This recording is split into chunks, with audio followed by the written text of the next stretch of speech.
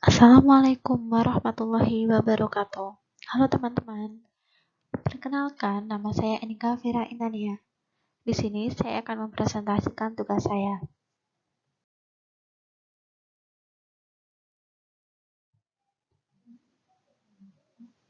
Yang pertama yaitu algoritma.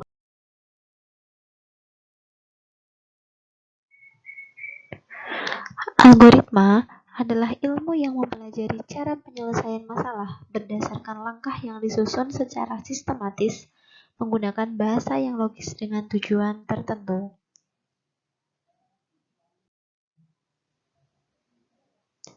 Penyajian algoritma ada 3. Yang pertama kalimat deskriptif, yang kedua pseudocode, dan yang ketiga flowchart.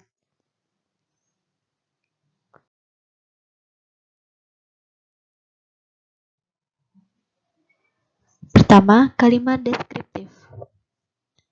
Penulisan algoritma dengan kalimat deskriptif dilakukan dengan cara menuliskan instruksi-instruksi yang harus dilakukan secara berurutan dalam bentuk uraian kalimat deskriptif dengan menggunakan bahasa yang jelas. Kata kerja adalah jenis kata yang biasa digunakan dalam penulisan bahasa deskriptif. Contohnya tulis, baca, hitung, tampilkan, ulangi, bandingkan, dan lain-lain. Teks algoritma dengan bahasa deskriptif disusun oleh 3 bagian utama, yaitu bagian judul atau header, bagian deklarasi atau kamus, dan bagian deskripsi. Setiap bagian disertai dengan komentar untuk memperjelas maksud teks yang dituliskan. Komentar adalah kalimat yang diapit oleh pasangan tanda kurung kurawal.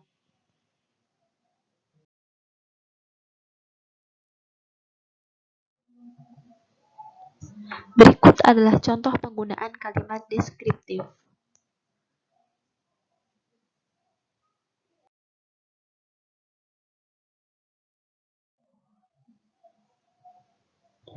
Yang kedua adalah pseudocode. Pseudocode adalah notasi yang menyerupai notasi bahasa pemrograman tingkat tinggi. Pseudocode dapat diterapkan dalam berbagai bahasa pemrograman.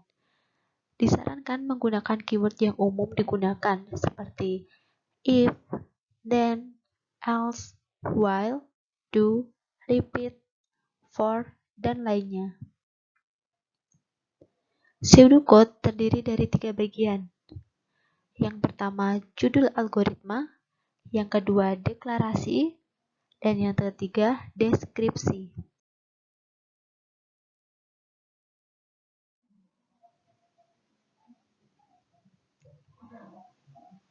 Berikut adalah contoh penggunaan pseudocode.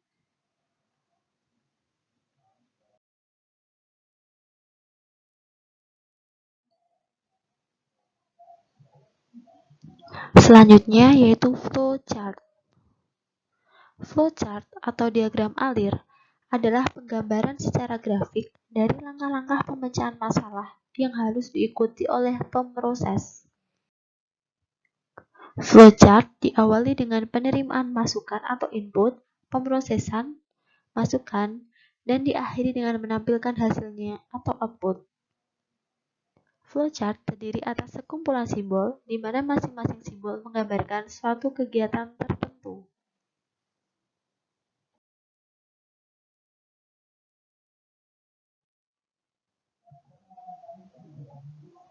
Berikut adalah simbol-simbol yang biasa digunakan dalam flowchart.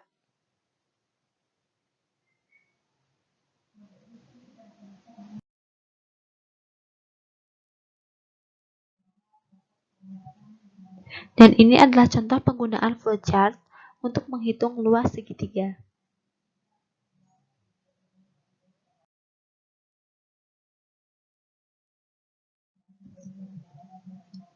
Selanjutnya, kita akan membahas tentang struktur data dan tipe data.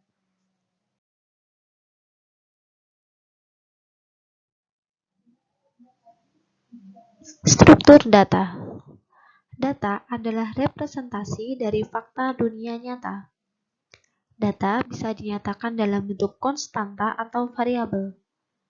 Konstanta menyatakan nilai yang tetap, sementara variabel menyatakan nilai yang dapat diubah-ubah selama eksekusi berlangsung.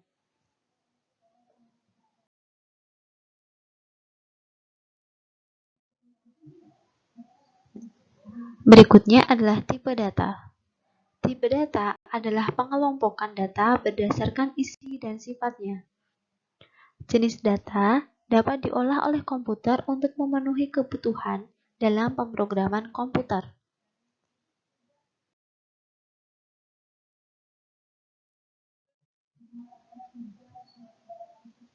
Macam-macam tipe data.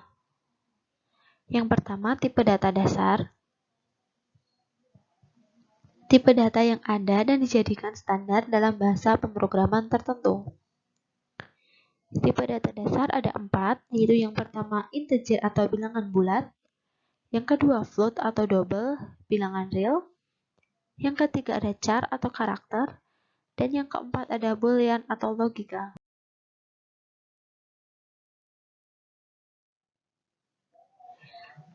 Yang kedua ada tipe data bentukan.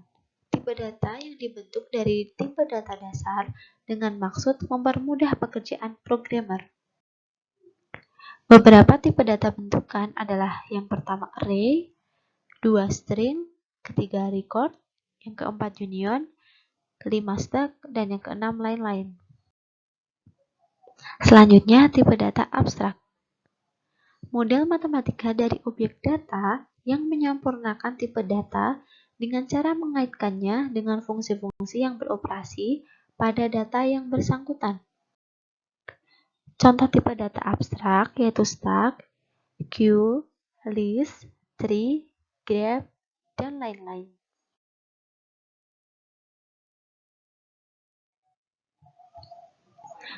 Selanjutnya, konsep dasar pemrograman visual dan tradisional.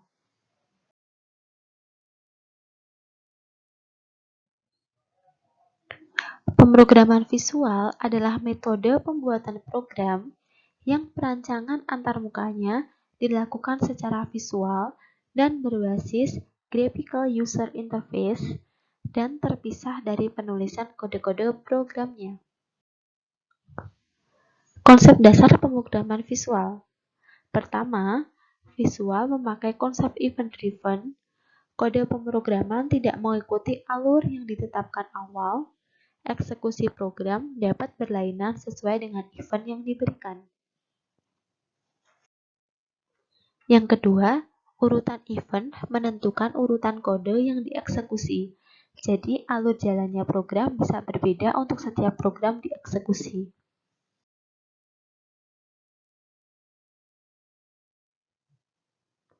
Selanjutnya, kita akan membahas tentang modul.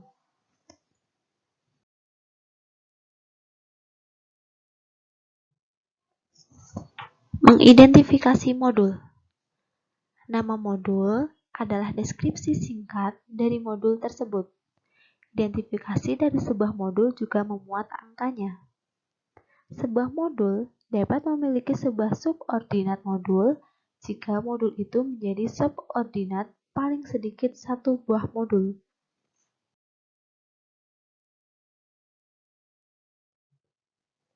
Ciri-ciri modularitas. Memecahkan algoritma ke dalam algoritma yang lebih kecil atau modul. Selanjutnya, modul yang dibentuk memiliki kesatuan tugas atau fungsi maupun kesatuan proses atau prosedur. Setiap modul harus mempunyai single entry dan single exit secara berurutan, dari atas ke bawah atau dari awal ke akhir. Memiliki main program dan subprogram atau modul. Biasanya digambarkan dengan struktur chart.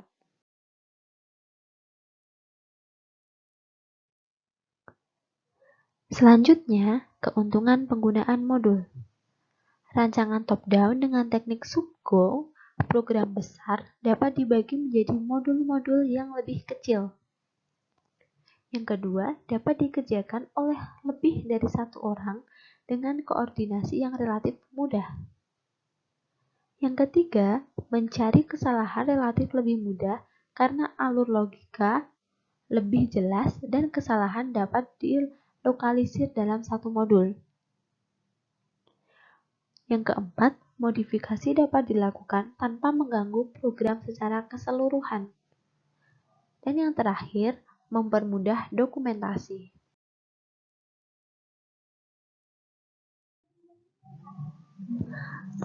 Berikutnya, sifat-sifat modul yang baik.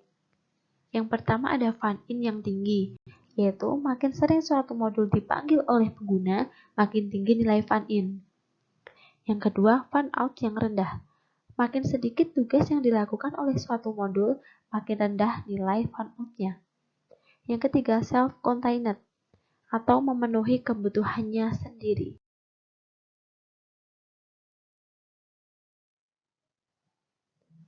Bagian-bagian dalam pemrograman visual.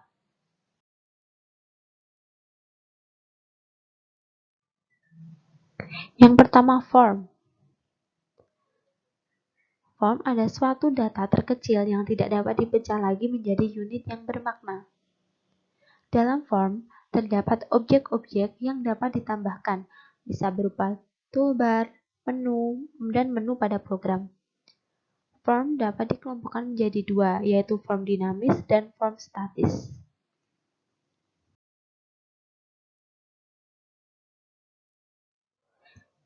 Berikutnya adalah properti. Properti digunakan untuk menentukan setting suatu objek. Dalam properti, kita bisa mendapatkan informasi mengenai warna, tinggi, lebar, dan posisi suatu objek. Properti merupakan informasi mengenai kontrol atau objek yang dibuat dan bertugas menyiapkan segala bentuk dan kontrol yang diperlukan dalam perancangan user interface maupun pemrograman.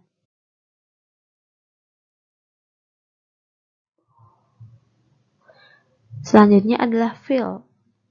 Suatu field menggambarkan suatu atribut dari record yang menunjukkan suatu item dari data seperti nama, alamat, di mana kumpulan field membentuk record.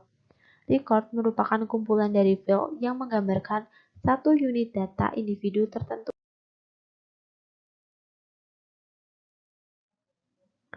Berikutnya adalah scheme. Scheme adalah konsep-konsep atau rencana dalam pemecahan masalah. Tahapan-tahapan dalam scheme ada 4, yaitu analysis of the problem, conceptual design, embodiment of scheme, dan detailing.